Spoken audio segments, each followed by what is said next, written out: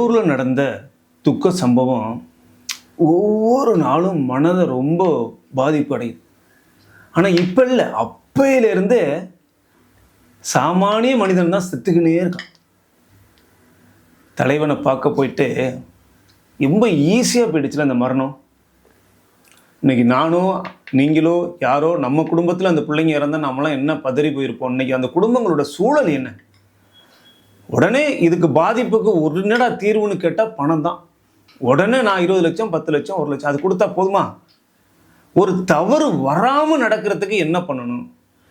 ஏங்க இப்படி ஒரு நெரிசலில் போய் நம்ம அதை பார்த்து பண்ணணுன்ற ஒரு கட்டாயம் இருக்காங்க. வேணுங்க, டிவியில் அழகாக உட்காந்து பார்க்குறோம்.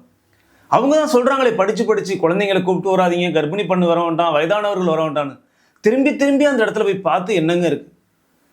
ஒவ்வொரு தாய்மார்களும் சொல்கிறேன், தந்தைமார்களும் தயவு செய்து உங்கள் பிள்ளைங்கள்ட்ட சொல்லுங்கள். நம்ம எந்த தலைவரை வேணாலும் நம்ம ஏற்றுக்கொள்வோம், யாரை வேணாலும் மாற்றத்துக்காக நம்ம மாறிக்கொள்வோம். ஆனால் உயிரை விடுற அளவுக்கு யாரும் இருக்க வேண்டாம். ஏன்னா ஒரு தனி மனிதன் தான் எல்லாருமே. அவர் ஹீரோவாக இருக்கட்டும், ரியல் ஹீரோ எத்தனையோ பேர் இருக்காங்க. ஒரு மாற்றத்தை நோக்கி ஒரு கட்சி வருதுன்னா நீங்கள் அமைதி காக்க வேண்டும். ஒரு மாற்றத்தை நோக்கி ஒரு விஷயம் வருதுன்னா ஏற்றுக்கொள்ள வேண்டும். இது விதியாக இருந்தால் இறந்தவர்களுடைய ஆன்மா சாந்தி அடையட்டும். இது சதியாக இருந்தால் இறந்தவர்களுடைய ஆன்மா சதி செயல்களை சாகடிக்க வேண்டும். என்ன ஒரு வேதனையான ஒரு விஷயம் தெரியுங்களா? மனிதனுடைய மரணம் ஒவ்வொரு நாளும் எல்லா ஹாஸ்பிட்டல்லையும் ஒவ்வொருத்தவங்களும் செத்துக்கிட்டு தாங்க இருக்காங்க. அதுக்காக நீங்கள் ஜிஹெச்சில் சாப்பிட்ற எல்லாருக்கும் போயிட்டு நீங்கள் இப்போ உடனே ஒரு இறந்துட்டையா போய் பணத்தை கொடுத்துட்றோமா? எந்த இடத்துல இது தேவையான சாவா? இது கரெக்டா? இப்படி ஒரு நெரிசல் தேவையா? இந்த ரசிகர்களும் தொண்டர்களும் சரியான நீங்கள் தான் உங்கள் தலைவரை பார்க்க வர்றவங்க தொண்டர் தான் தொண்டர்களுக்கே பாதுகாப்பு, தொண்டர்கள் தான் மக்களுக்கே பாதுகாப்பு. ஒரு சின்ன உயிர் கூட போகக்கூடாது, சின்ன அசம்பாவிதம் கூட நடக்காத அளவுக்கு ஆர்கனைசேஷன் ரொம்ப முக்கியம். அது இல்லைன்னு வச்சுங்களேன், அது அவ்வளோதான். ஒழுக்கம் எங்கேருந்து வருதுன்னா அங்கேருந்து வருது. ஒரு அரசியல் கட்டமைப்புன்றது ஒழுக்கம் ரொம்ப முக்கியம்.